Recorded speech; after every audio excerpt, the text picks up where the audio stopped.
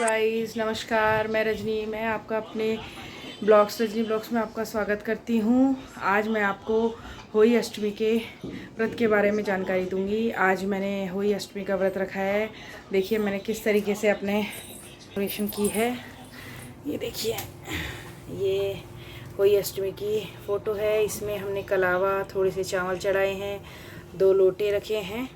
एक लोटे से हम रात को तारों में अर्घ देंगे और एक लोटे का पानी जो है ये हमें क्या कहते हैं दिवाली के दिन तक रखना है। और दिवाली के दिन इससे जितने भी घर के लोग हैं सब इससे स्नान करते हैं, तब तक हमें ये जल संभाल के रखना है। ये होली की हमारी माला है और इस माला को रात को पूजा करके फिर पहले बच्चे के गले में फिर अपने गले में डाल के रखनी है। और ये भी दिवाली तक हमको पहननी है। और उसके दूसरे दिन इसकी पूजा करके, इसको मीठे से इसका पूजन करके फिर इसको हम रख सकते हैं।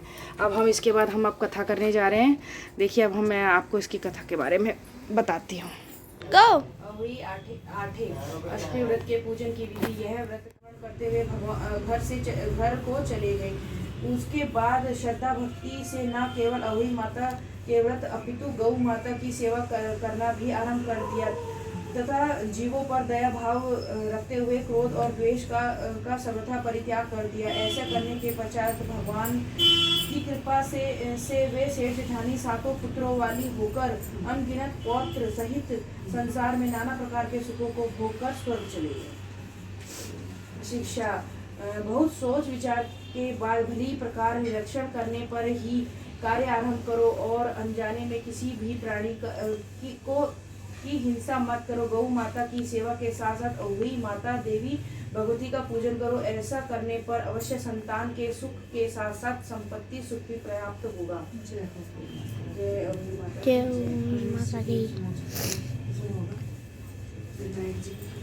जो हम पढ़ते हैं दूसरी ये वाली जो पढ़ लिए। जिसका एक लड़का और लड़के की बहू थी। वे दोनों बहुत गरीब थे। वह अंधी बुढ़िया नित्य प्रति गणेश जी की पूजा किया करती थी। गणेश जी साक्षात सन्मुख आकर कहते थे कि बुढ़िया माई तू जो चाहे सो मांग ले। बुढ़िया कहती मुझे मांगना नहीं आता, सो कैसे और क्या मांगूं। तब गणेश जी बोले कि अपने बेटे बहू से पूछकर मांग ले। तब बुढ़िया ने अपने पुत्र और बहू से पूछा तो बेटा बोला कि धन मांग ले, बहू ने बोला पोता मांग ले। तब बुढ़िया ने सोचा कि बहू बेटे तो अपने अपने मतलब की बात कर रहे हैं। अतः उस बुढ़िया ने पड़ोसियों से पूछा तो पड़ोसियों ने कहा कि बुढ़िया तेरी थोड़ी सी जिंदगी है, क्यों मांगे धन और पोता, तू तो केवल अपने नेत्र मांग ले, जिससे शेष तेरी से जिंदगी सुख से व्यतीत हो जाए। तब बुढ़िया ने बेटे और बहू पर पड़ोसियों की बात सुनकर घर में जाकर सोचा जिससे बेटा बहू और मेरा सबका ही भला हो जाए, वह भी मांग लूं और अपने मतलब की चीज भी मांग लूं। जब दूसरे दिन श्री गणेश जी आए और बोले बोल बुढ़िया तू क्या मांगती है, हमारा वचन है जो मांगेगी सो पाएगी। गणेश जी का वचन सुनकर बुढ़िया बोली, हे गणराज, यदि आप मुझ पर प्रसन्न हो तो मुझे 9 करोड़ की माया दे, निरोगी काया दे, अमर सुहाग दे, आंखों में प्रकाश दे, नाती पोते दे और समस्त परिवार को सुख दे और अंत में दुर्बल मोक्ष दे।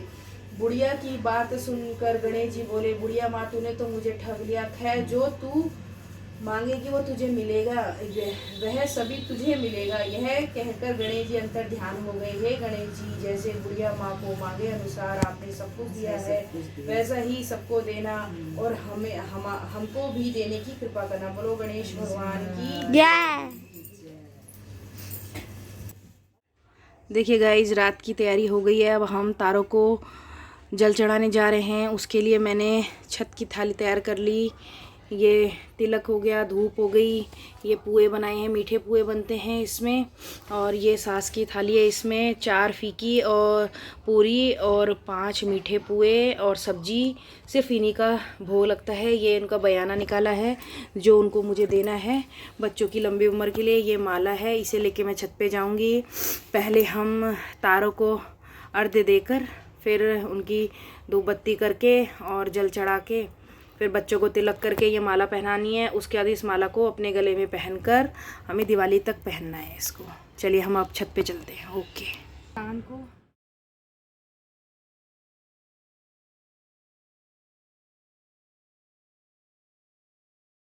तारों को अर्घ्य देंगे।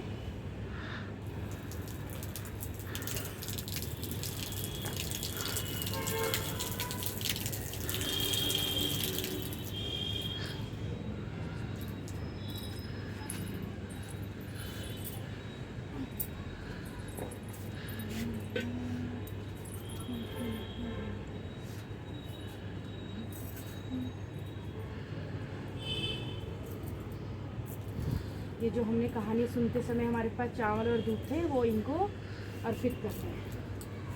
इनको इससे आलू देना है। ये जो 2 मीठे ट्रे हैं ये कबूतरों का या चिड़ियाओं का दाना है। ये इनके लिए रखे जाने हैं हमें यहाँ छत पे।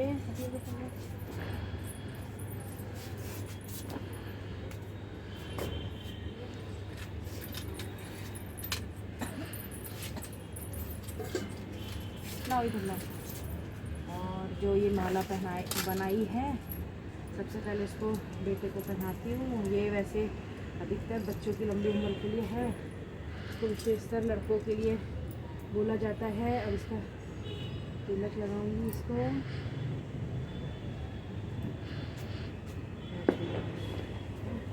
जीते रहो जीते रहो। माचिस भी थी, थोड़ा साइड हो मम्मी।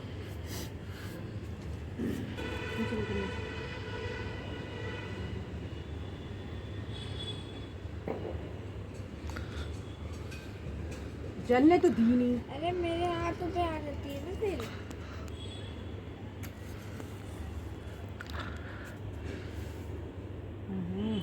हवा आ रही है मम्मी। यहाँ मत आओ जल पे।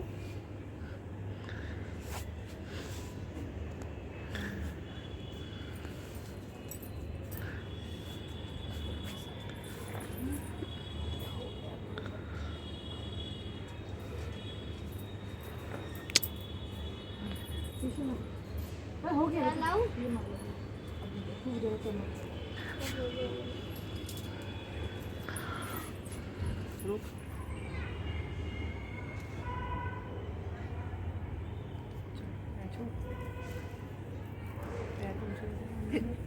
जीते रहो जीते रहो।